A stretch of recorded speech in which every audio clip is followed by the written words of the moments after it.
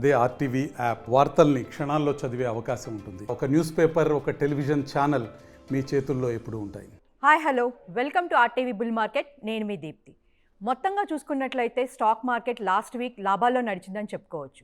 శుక్రవారం అయితే all time record సృష్టించిందనే చెప్పాలి. మరి ఈరోజు స్టాక్ మార్కెట్ పరిస్థితి ఎలా ఉంటుందో మా బిజినెస్ ప్రతినిధి వర్మతో మాట్లాడి తెలుసుకుందాం.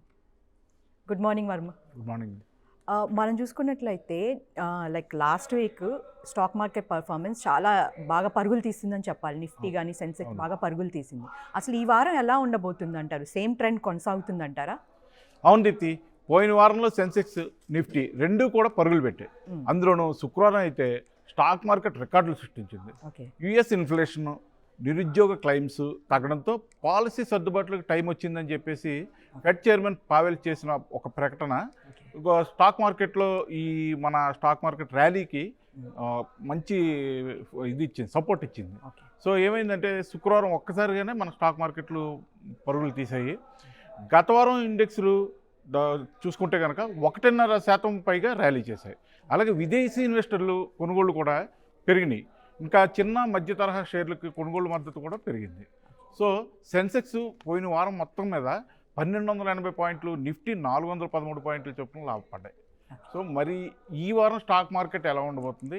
గత వారం ర్యాలీ కొనసాగుతుందా లేదా, ఇంకా ఏమైనా మార్పులు రావచ్చా, స్టాక్ మార్కెట్లో ఇన్వెస్టర్లు ఎలా ఇన్వెస్ట్ చేయొచ్చు, స్టాక్ మార్కెట్లో ఇన్వెస్టర్స్ ఇప్పుడు ఏం చేయాలి, ఈ విషయాలన్నీ తెలుసుకోవడం కోసం మనతో చర్చించడం కోసం ఉన్నారు డాక్టర్ అనిల్ కుమార్ గారు. ఆయనతో మాట్లాడి తెలుసుకుందాం.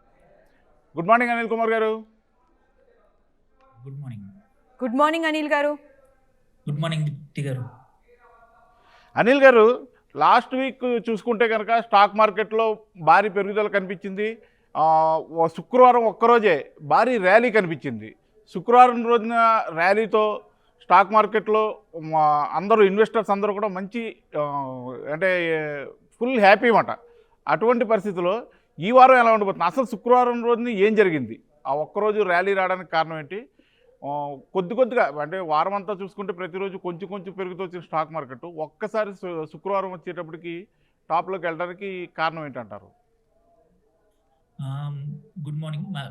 యాక్చువల్లీ ఏంటంటే మనం అనుకున్నట్టు లాస్ట్ ప్రాబబ్లీ 31 ఇయర్స్ తర్వాత కంటిన్యూస్గా 12 రోజులు పాజిటివ్గా మార్కెట్ ఎండ్ అయింది. లాస్ట్ టైం ఇది 1993లో అయింది, మళ్ళీ ఇప్పుడు అయింది. సో టుడే ఇవాళ కూడా మనం చూసుకుంటే మార్కెట్స్ మోర్ ఆర్ లెస్ ఫ్లాట్గా మొదలయ్యి మళ్ళీ పాజిటివ్గానే ఎండ్ అయ్యే అవకాశాలు ఆన్ ద హోల్ చూసుకుంటే. మనము ఏంటంటే లాస్ట్ వీక్ అవ్వడానికి కారణం ఏంటంటే గ్లోబల్ మార్కెట్స్ నుంచి యుఎస్ మార్కెట్ డేటా కానీ అండ్ ఇండియన్ మన GDP correction by Moody's rating agency ఈ సంవత్సరం 7.2 వరకు రావచ్చు అని జీడిపి డేటా కానీ. సో ఇవన్నింటినీ మళ్ళీ గ్లోబల్ అన్ని డేటా కానీ అన్నీ చూసుకొని ఉంటే మన మార్కెట్స్ అనేది పాజిటివ్ అయ్యాయి, అంత పెరిగాయి. సో ఇంకా ఆన్ ద హోల్ చూసుకుంటే మార్కెట్ ఇంకా పాజిటివ్లోకి వెళ్ళే అవకాశం ఉంది.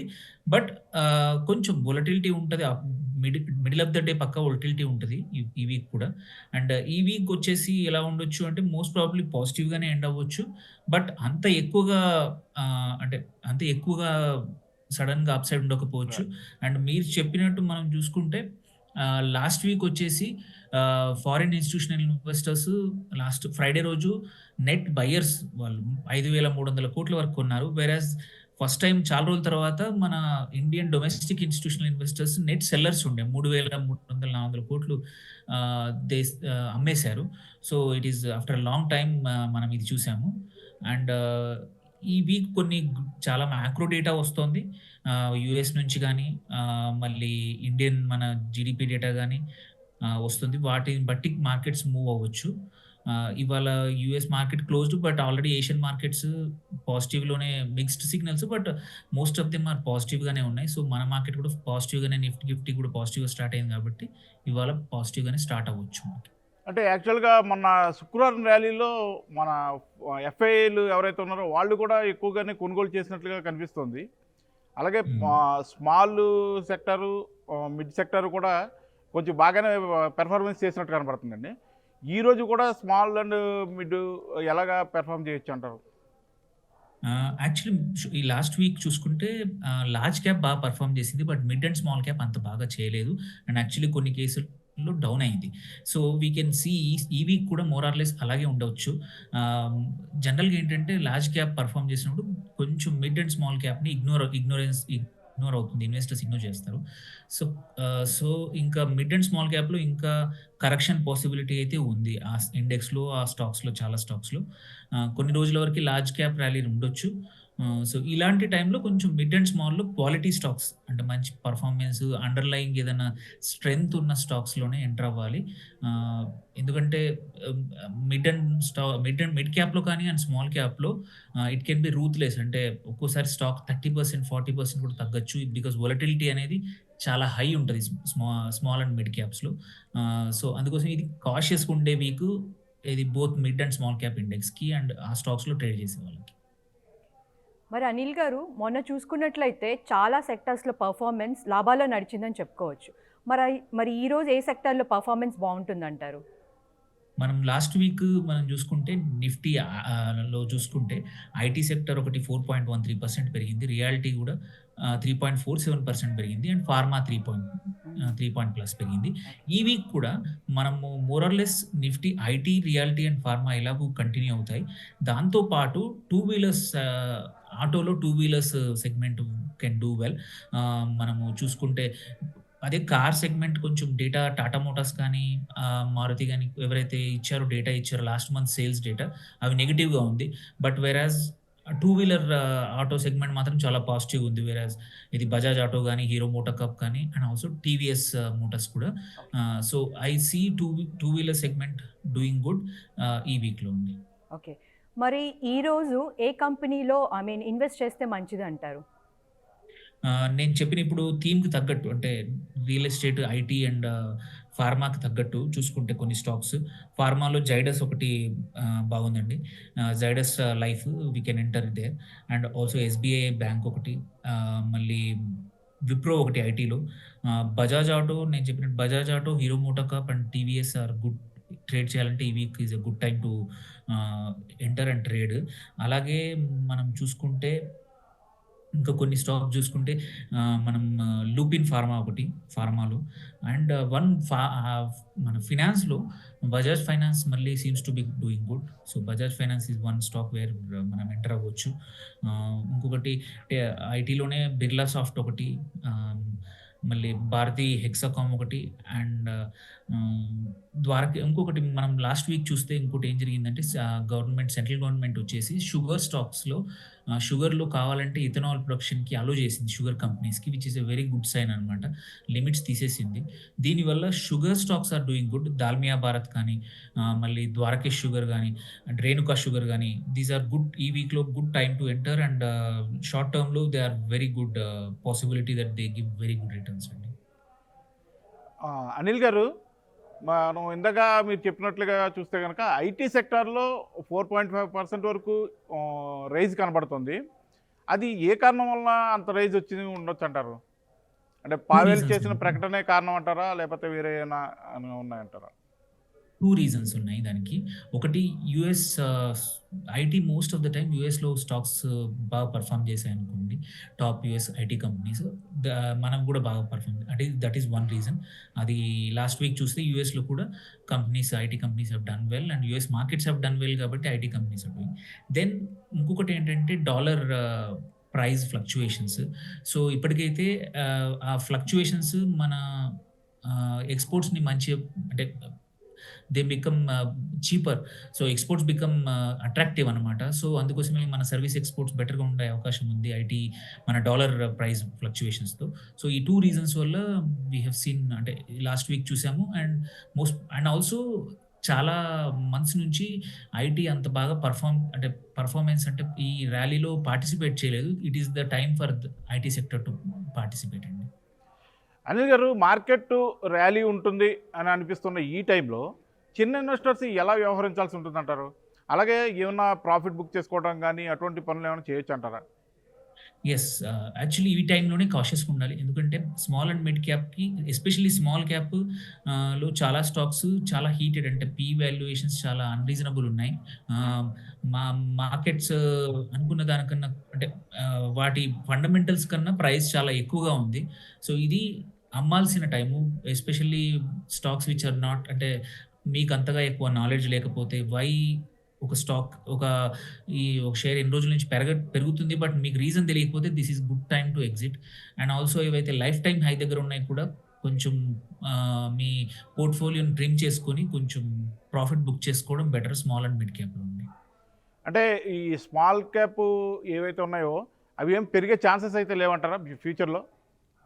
పెరుగుతాయండి, బట్ క్వాలిటీ స్టాక్సే పెరుగుతాయి, కొన్ని సెక్టర్సే పెరిగే అవకాశం ఉంది.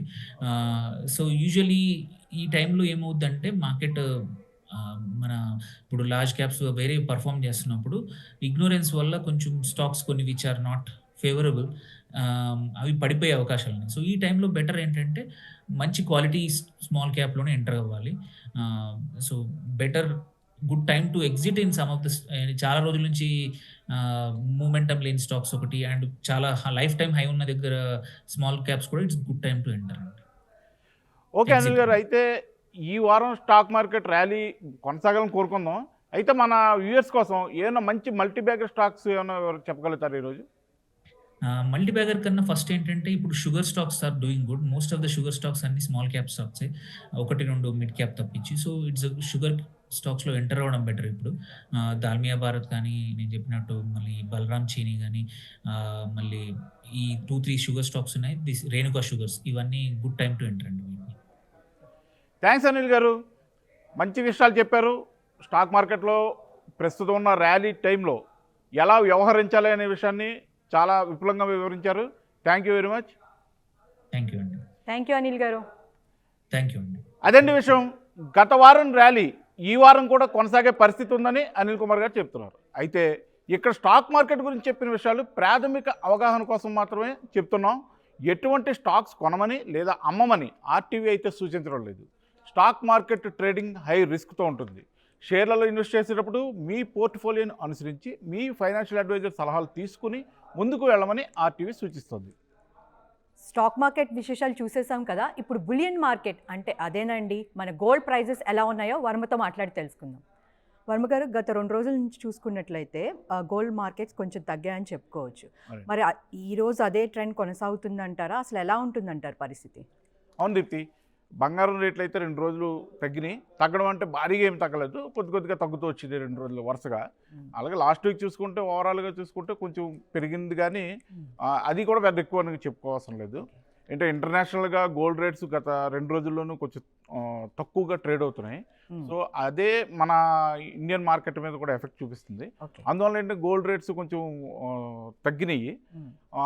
మనం చూసుకుంటే కనుక ఇంటర్నేషనల్ రేట్స్ అన్నవి ఇంకా తగ్గుతున్నాయి. ఈరోజు మార్నింగ్ కూడా ఇంటర్నేషనల్గా గోల్డ్ రేట్స్ కొంచెం తగ్గుతూనే నడుస్తున్నాయి. అదే వెండి కూడా ఏమైందంటే 1-2 రోజుల్లోనే 1,500 రూపాయల వరకు తగ్గింది కేజీకి. తగ్గి ఇంటర్నేషనల్ మార్కెట్లో కూడా బాగా వెండి రేటు తగ్గడంతో సేమ్ అదే కంటిన్యూ అవుతూ వచ్చింది. సో అదే ప్రభావంతో మనకి ఇక్కడ కూడా మార్కెట్లు రన్ అవుతున్నాయని చెప్పొచ్చు. సో ఫ్యూచర్లో కూడా అంటే ఈ 2-3 రోజుల్లో కూడా బంగారం రేటు పెరగడానికి ఛాన్స్ ఎక్కువ లేదనే నిపుణులు కూడా అంచనా వేస్తున్నారు. ఎందుకంటే గ్లోబల్గా కూడా మార్కెట్లో గోల్డ్ రేట్స్ బాగా తగ్గుతున్నాయి.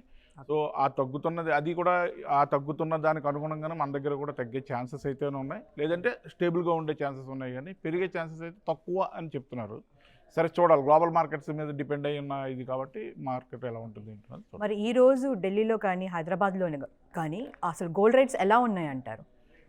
ఈరోజు చూసుకుంటే కనుక గోల్డ్ రేట్స్ స్టేబుల్గా ఉన్నాయి.